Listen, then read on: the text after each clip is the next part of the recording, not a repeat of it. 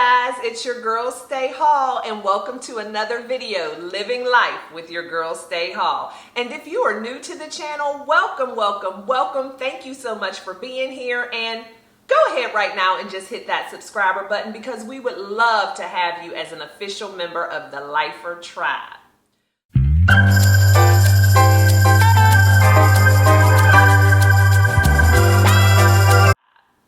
So as y'all can see, I am in my kitchen because I'm about to do a little bit of cooking, but of course, everything I do is better when I do it with you guys. And plus, I watched the movie Honk for Jesus, Save Your Soul last night with Regina Hall and Sterling K. Brown, and I wanted to talk about it. I had seen a couple of comments on social media about the movie, some from people who are really heavy into religion and born and raised in the church, some from people who were kind of on the opposite side of that, and then some for people who were kind of what they say in the church, straddling the fence.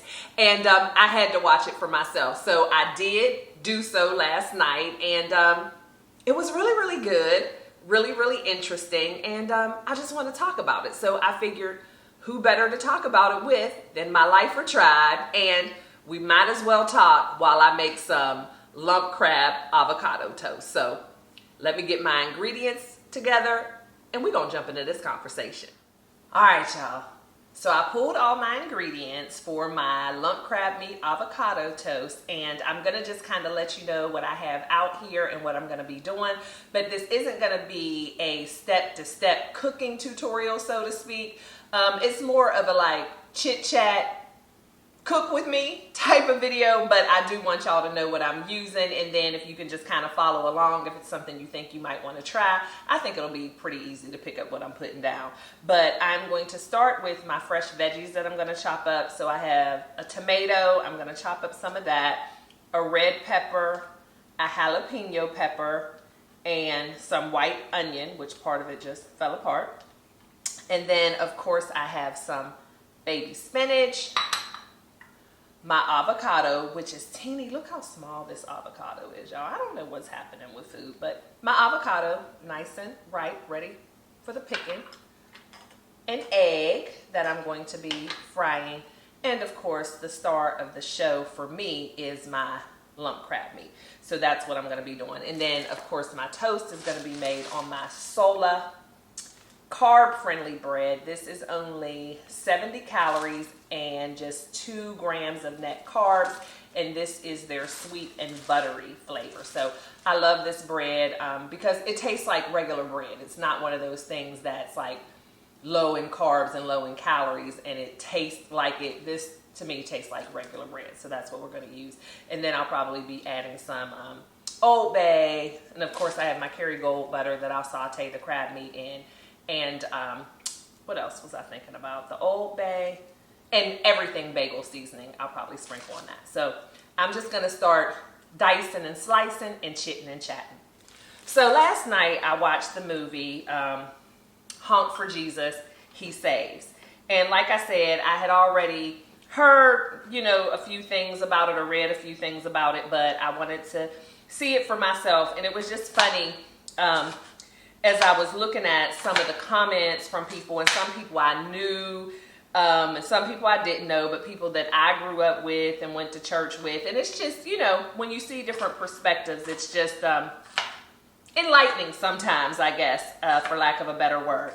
And so I noticed that a lot of people were making comments to the effect that it wasn't right that this was a comedy and it's making a mockery of the church, and you know, they just didn't appreciate the satire, and this is a movie that's gonna cause people to say, see, that's why I don't go to church, and you know, that's how those Christians are and whatever.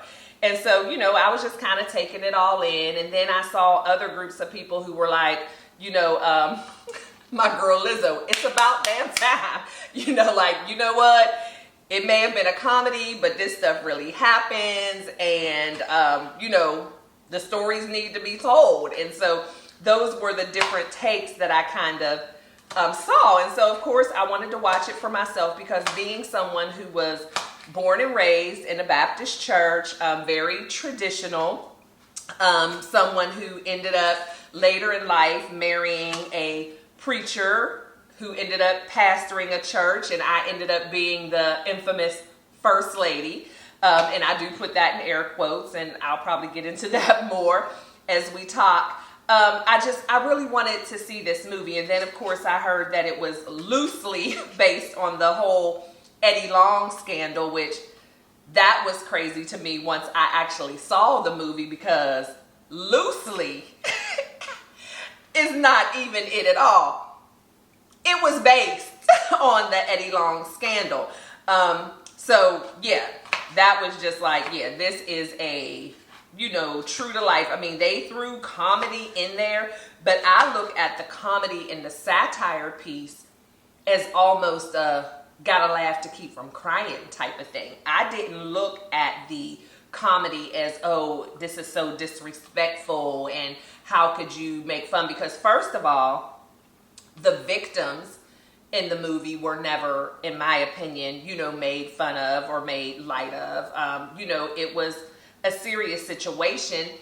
They didn't touch on it, in great detail to me, which I also think was, very respectful for the people who actually did go through that. And even if you're not looking at it as an Eddie Long movie or the Eddie Long story, unfortunately, that scandal is not the only one of its kind in churches, in religion. I mean, we look at the Catholic churches and whatever. So anyone who has been victim to someone in leadership in their church, I feel like, even though it was comedy and satire, I still feel like there was respect paid. It wasn't like anyone was making fun of the people who actually were victimized. The stuff happens, and I don't know why church people get so embarrassed, and I think it's something that's also culturally, like everything is being swept under the rug. We don't talk about Uncle such and such at the cookout, and why you supposed to keep your kids away from him. We don't talk about, a lot of different things, the children that were had by aunt such and such that had to be raised by somebody else, like that.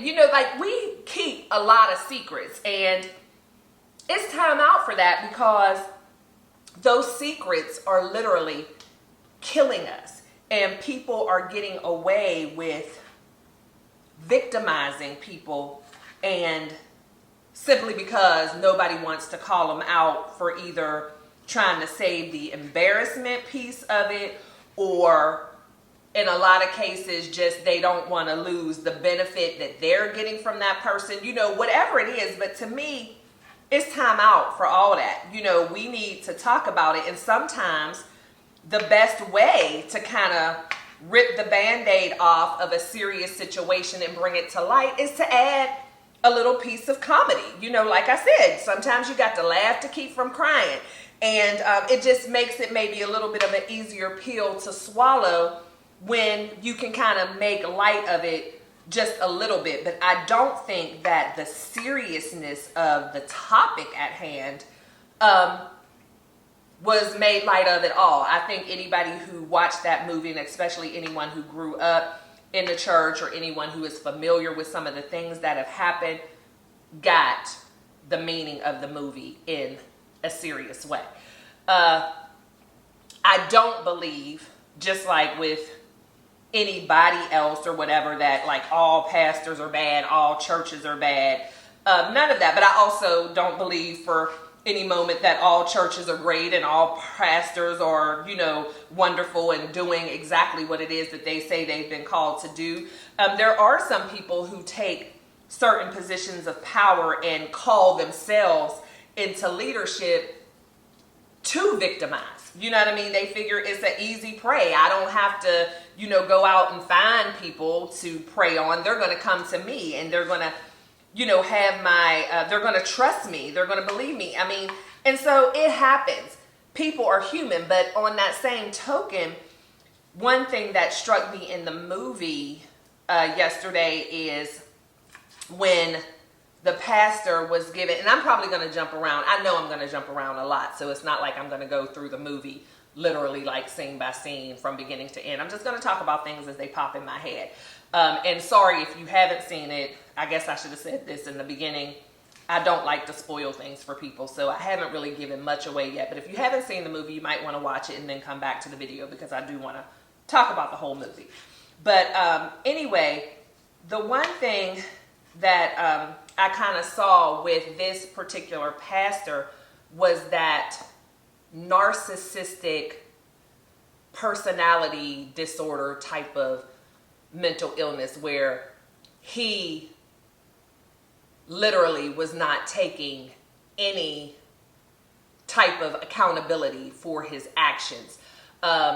It wasn't like there was a straight even admission of his actions, but one thing that I feel like a lot of people in ministry who get caught up in these types of scandals like to cling to is no one's perfect.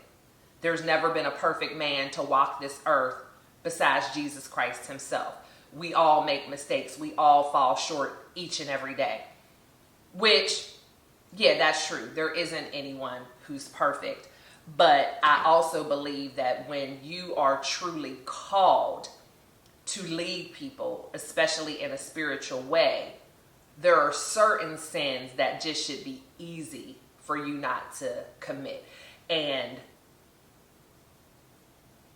sexual abuse, physical abuse, verbal abuse, any of these things to me should be pretty easy, because I just need to believe that the God I serve would not call someone to lead and teach his people who he knows is going to victimize and abuse his people. And I know I might get some backlash for that, but that's okay, because I'm speaking my truth. I'm speaking what I genuinely believe in my heart and soul and need to believe, because my God protects me. And why would he put someone in my life intentionally to say, this is the person who is going to help you get to know more about me, but I'm also going to have them abuse you or your children or other congregants? That just doesn't make sense to me. Again, no one is perfect, but there's some things that I just feel like once you are called into leadership, and especially in the church, and I mean any type of leadership actually, because we're all God's people, whether we're in the church or out of the church,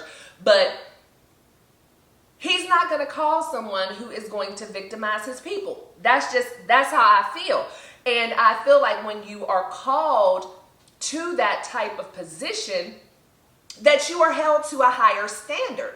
And how can you stand in the pulpit and preach and teach and tell me not to do this, not to do that, and you're doing all of it? Like, it just doesn't make sense, because sin comes in all different shapes and sizes. So I understand we're not perfect, but for me, acceptable sin, for lack of a better word, because of course no sin is acceptable in the eyes of God, but none of us are perfect. So yeah, a pastor may have a bad day and kind of, be a little snippy to somebody one day. A pastor may just get up one Sunday morning and be tired and say, hey, I'm going to call in somebody else to preach for me today because I'm just not feeling it. I need a little rejuvenation. And those are things that are sinful. Like, you shouldn't be snappy with people. You should be showing up, to do your job. And, there's just little things. I mean, a pastor might have one of his congregants that kind of rub him the wrong way. And it's like, oh, I do not feel like talking to brother such and such today because he works my nerves. Yeah, because you're not perfect. You have feelings and emotions. But as a pastor, as a leader in the church, I'm not going to force myself on someone sexually and manipulate them into feeling like it's something they have to do. Like, that should be something very easy for a pastor to be like, I'm not doing that. Because I don't understand when those of us who are just in the world claiming to be good people can victimize other people like that. So I don't know if I'm explaining it, very clear, but it's just like certain things, once you get to a certain level, you just shouldn't do. And it's just like the difference between adults and children. Adults shouldn't be going around acting like children, making a mess, not cleaning up behind themselves, throwing their dirty clothes in the floor and whatever. You know, that's stuff that kids do. But as you get older, you become more responsible and you know how to take care of your things. And to me, it's the same kind of thing. You know, once you reach a level and you're saying that God called you to lead his people, you should not still be making those kind of crazy mistakes. And again, how is that a mistake? When you do things, you have time to think about it. You know, when someone is victimizing another person, I just don't believe that this was just a spur of the moment. All of a sudden I snapped out of my mind and now I'm manipulating. Like at some point, even after maybe you make the first move or say the first inappropriate thing, it doesn't click in your mind like this ain't right. I don't get it. And so I just feel like that whole no one is perfect spiel is a cop-out, and it makes them then not have to take personal responsibility like, I need help, I'm dealing with some issues, you know, I haven't done what I was supposed to do. No, you say, oh, I'm still good, and then they use the whole thing, oh, God used all kinds of people to do this and that. You know, I just look at a lot of it is just cop-outs and justification, and then more manipulation. Like, okay, people of God, Christians, you're following me, and you know, you're just going to turn your back on me because I made a mistake. Like, more manipulation. And I'm not here for it. I don't believe it. And again, as being someone who is married to a pastor, or who was married, I mean, I'm still married to my husband, but he's no longer pastor in the church. And maybe I'll talk about that another day, just how we have just started looking at religion and things like that just in a different way. We still love the Lord. He heard our cry. We still believe in the Father, Son, and the Holy Ghost. I mean, but it's just the way religion has been done. It's just, you know, it's just sometimes it's a struggle because we love ministry. We love God's people. We love doing whatever we can for God's people, but it's just trying to figure out how to be able to do it in the way that we truly feel that God called us to do it, not how people want us to do it. And that's something that we kind of struggled with when he was pastor in the church, because he took over an already existing church, and those people in the church already had in their mind the way they wanted to be pastored and the way they wanted to be taught and the way they wanted to be led. And they just kind of wanted my husband to come in and just fill in the mold. And he's like, but no, you know, I have to do what God has called me to do. I'm not just going to come in here and be a robot. And so again, that's a different video for a different day. And y'all let me know, you know, in the comments if you're even interested in hearing about that, because you know, I don't want to make the video and y'all like, I don't want to hear this stuff. So, you know, let me know, because I don't mind sharing. Total transparency with me, completely candid. I like to share. So anyway, so that was just the thing, just the no accountability. And we just see that so often. Another thing that got me is how he kept saying, I save souls. I save souls. This is just my bread. I'm going to throw it in the toaster real quick. No, I'm not going to throw the bread in the toaster. I need to cook this crab meat. So let me get to this point, and then I'm going to cook my crab meat, and then we're going to reconvene.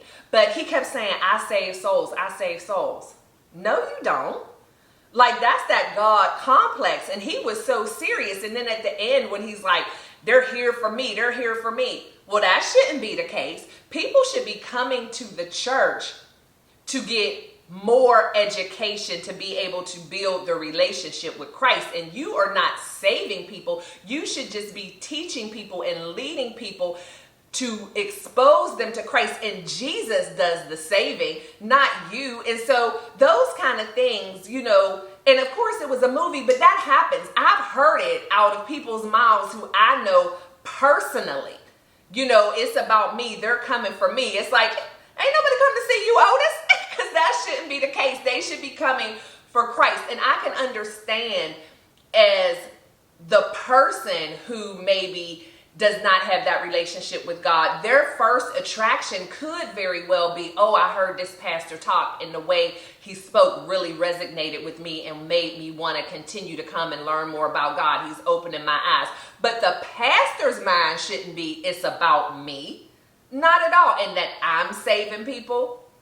Where is that in the Bible, that we save people. Now, I can talk to people about Christ. I can introduce people to Christ. I can walk people through the plan of salvation. I can tell people what God has done in my life that may open their eyes and their hearts to want to build their own relationship. But I can't give anybody salvation. As the old folks say, I don't have a heaven nor a hell to put anybody in. So to me, if you're going to a church, if you're a part of the ministry and you are dealing with leadership that says that they're saving people, and I don't care if you say, oh, well, that's just semantics. That's not. No, that's scary to me because I was very heavy in ministry. Again, married to a pastor. I was a first lady. And it just makes me giggle when I say that because I don't know what a first lady is. I was my husband's wife. I am my husband's wife. And I was very into ministry and doing what I needed to do. But yeah, I wasn't running a country, so I wasn't the first lady. But anyway, but I'm not going to take credit for saving anyone just the same way where I'm not going to take responsibility for someone not accepting Jesus Christ or someone backsliding. And that's the thing. Do you hear these pastors say when they have congregants who end up doing things that are not Christ-like, who are struggling maybe with substance abuse or who are abusers themselves, are the pastors saying, oh, that's my fault, I didn't do enough? No, they're not saying that. They blame that on the person. But when things are going right and these people are coming and saying, oh my gosh, you know, my eyes have been opened, then you want to take credit for that. So it just doesn't match up for me. And that was something that I have experienced in my life and seen myself that just resonated with me so much in the movie. Is just that we do have a lot of pastors out here who suffer with that narcissistic and personality disorder type of mental issues and that manipulation. And it's just not right. It's just not right. So I am going to get this crab meat in some butter and season it up with some Old Bay and fry my egg. And we'll be right back to talk about this some more.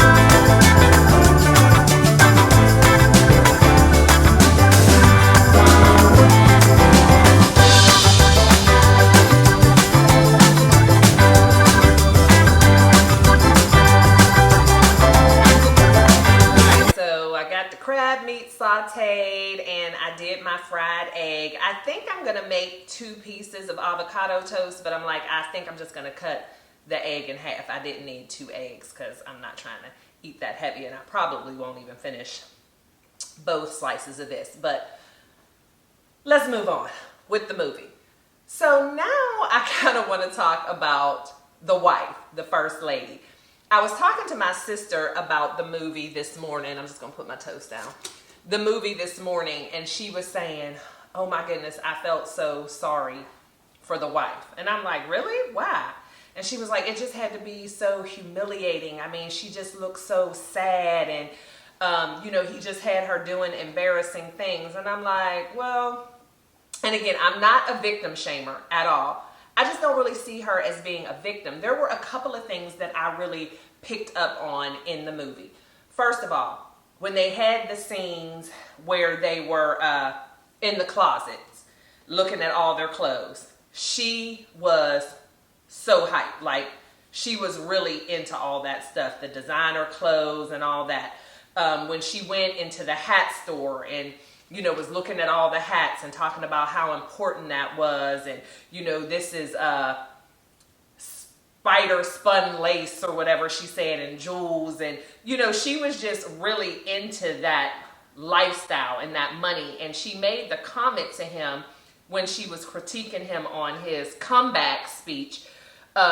She said something to the effect like, you need to get this right because I need you to do whatever you need to do to get me back up on that stage. So I don't really see her as a victim. Now, he did do certain things that were kind of humiliating to her, like when he had her do that mime thing or whatever.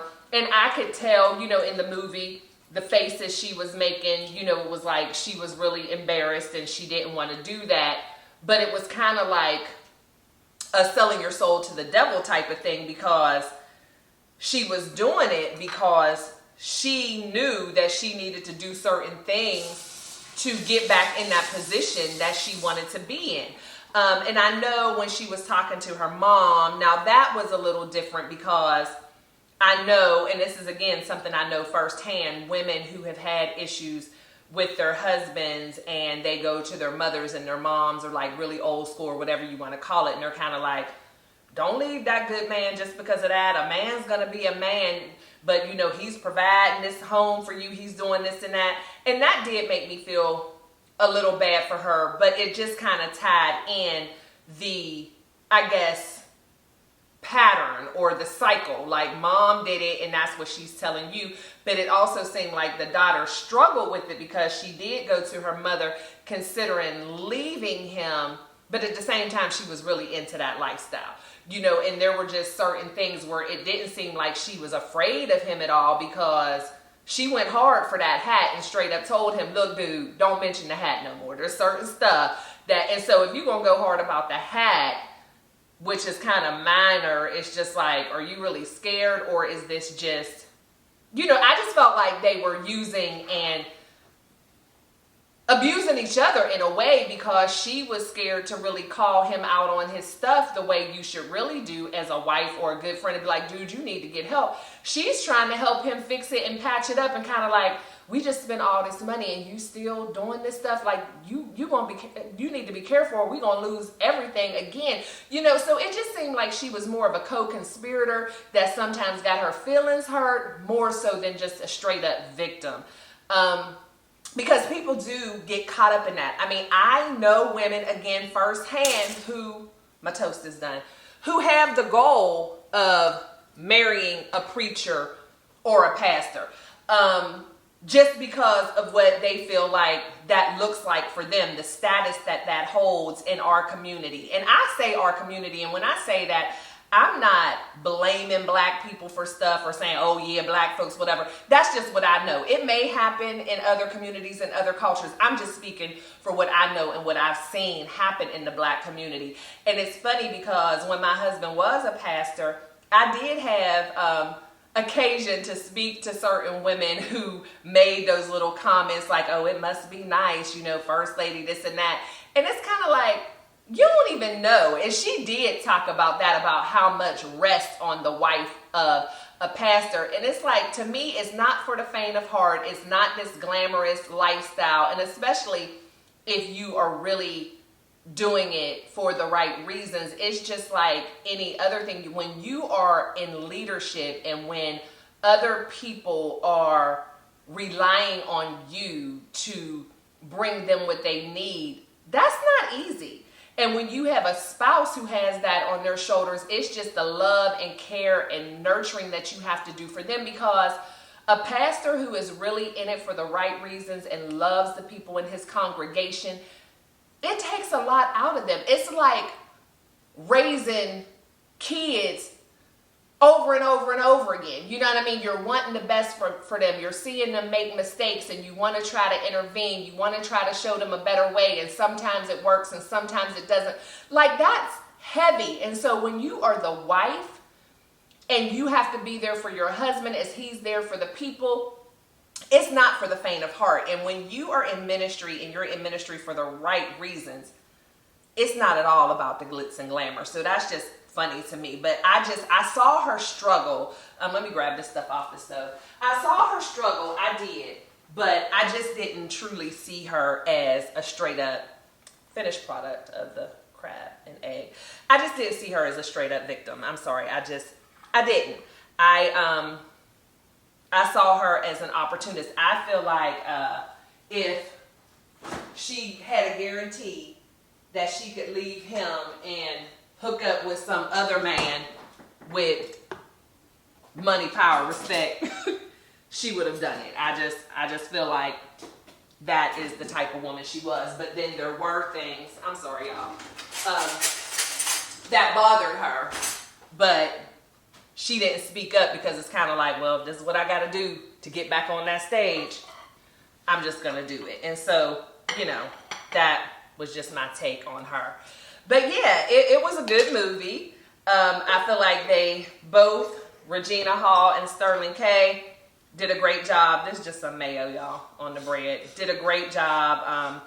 I like the way it kind of stretched Regina Hall, and we got to see her in a different light, you know, as far as an actress. Hope this opens up some more doors for her.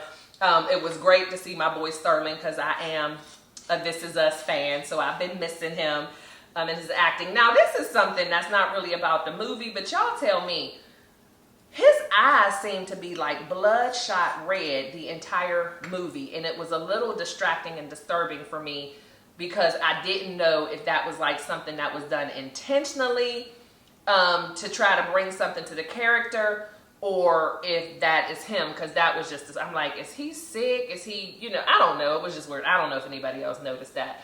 But yeah, that kind of bothered me a little bit. So hopefully it was just for the character and he doesn't have anything going on, because they were like blood shot red. And I'm not talking about something going on like, is he on drugs or whatever. And I mean, who knows what anybody's doing, but I just am hoping that he's not sick or just stressed out and high blood pressure or something like that, because I don't know if y'all noticed, but I did. But anyway, that was just my take on the movie. I thought it was really good. As a black woman who was born and raised in the Baptist church, I saw a lot of things that, you know, like, where's the lie? I'm not embarrassed, because that's where it comes into where, you know, everybody's not perfect, and everybody who was in a pulpit was not necessarily called by God to do that. And so, you know, sometimes you end up with a snake in the camp, a wolf in sheep's clothing. It happens. It's unfortunate, but it happens. But I also don't think that that is just all black churches or all religions or all churches. It's just, it's like anything else in the world. You have good people, you have bad people, you have people who suffer from mental health issues that don't realize it, and the people around them don't do anything to try to get them help. So it's just something that happens. It's life, but and it's unfortunate, but it's just one of those things. But I'm not embarrassed by it. You know, it is what it is. We just have to be careful, you know, when we're choosing our churches and things like that, and just pay attention, and you know, just be cautious, just like with anything else. Like when you're buying a home, when you're buying a new car, when you're going to a new job, when you're sending your kids to school, you want to make sure that you're getting the best for you. And so it's the same thing with church. You can't just, you know, go with the bells and whistles and what makes you feel good at the time. You have to really pay attention. And that's one thing I will say, you know, to quote scripture, study to show thyself approved. You have to be able to study for yourself, know your word, and just kind of build your own relationship with God. Pray for that spirit of discernment, just to try to protect yourself as best as you can. But all in all, I think it was a great movie. I wasn't embarrassed at all. I think they did a wonderful job. The stories need to be told. Things need to be shared. Eyes need to be opened. It is what it is. I mean, it's not a perfect world, and we do have people out there who are just entering into these positions of power to victimize, or entering into these positions of power to go so hard. Because that's one thing too, a lot of pastors who do these kind of things go hard on preaching against homosexuality and adultery, right? Because what better way to hide something behind something than to always publicly, you know, show your disdain for it and how much you're against it. So surely you're not doing these things. So, you know, those are just like, when people really going hard for something, it's like, why are you talking about that all the time? Like, okay, I get it, this is what you want, but when they going too hard, it's kind of like, what you doing? What you trying to hide behind? What's this facade you trying to, because you're going a little too hard. You know, you just need to be aware of those things. I mean, again, just my take. So that's how I feel about the movie. I'm going to put the rest of this avocado toast together and chill out for the rest of the day, wait for the husband to come home. I started a vlog today as well, so that'll probably be dropping after this one, but I kind of started this little makeup look on that vlog, and then told them they need to see this if they want to see how your girl ended up looking. You know, use one of my new eyebrow products. But yeah, so that's where we are with that. So with my toast. Let's go ahead and finish this up. As y'all saw, I chopped up all of my veggies. So I have my spinach, my peppers, my tomato, my onions. So I'm just gonna kind of, you know what, first I wanna put some of my everything seasoning on my mayo bread. And I love mayo, y'all. Talk about me if you want to. But I put some of the everything bagel seasoning on there, and then I'm going to add a nice little mixture of my vegetables to my toast. It smells good.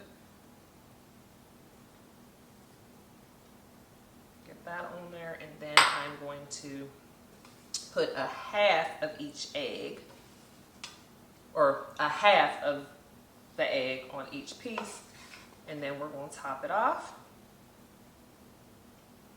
with our lump crab meat.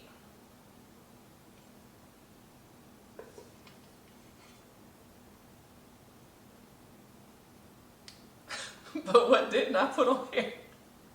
My avocado for my avocado toast. So I have the avocados peeled. I'm just gonna slice it up a little bit. That is hilarious. Y'all don't tell nobody that I tried to make avocado toast with no avocado. But I'm just gonna put some slices of, oops, that one fell on the floor. And I don't believe in the 5-second rule, so that's gonna go right in the trash. But I'm laughing at myself.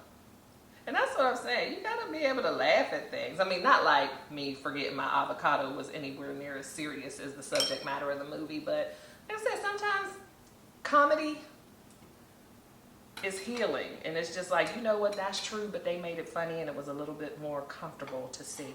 So anyway, there's the finished product of my avocado toast. I normally would have put the avocado under the crab meat on top of the egg, but I forgot. But it's still gonna eat well. I'm excited about it, and I'm getting ready to chow down.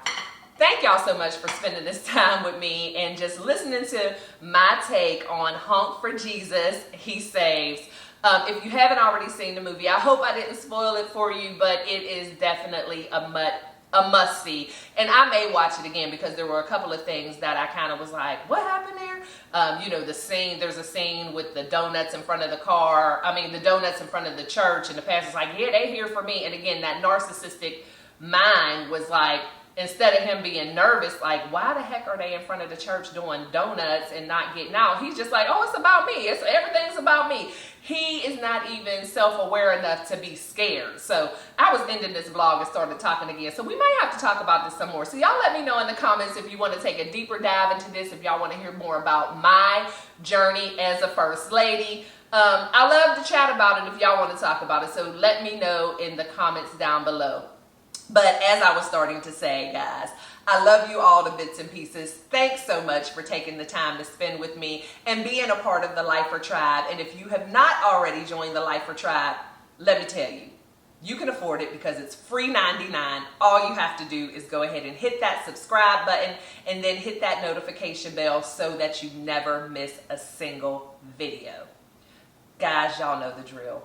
Make sure that you love one another and always be kind, but never forget to live your life. LYFE. Love yourself first explicitly. And I'll see y'all in the next one. Bye.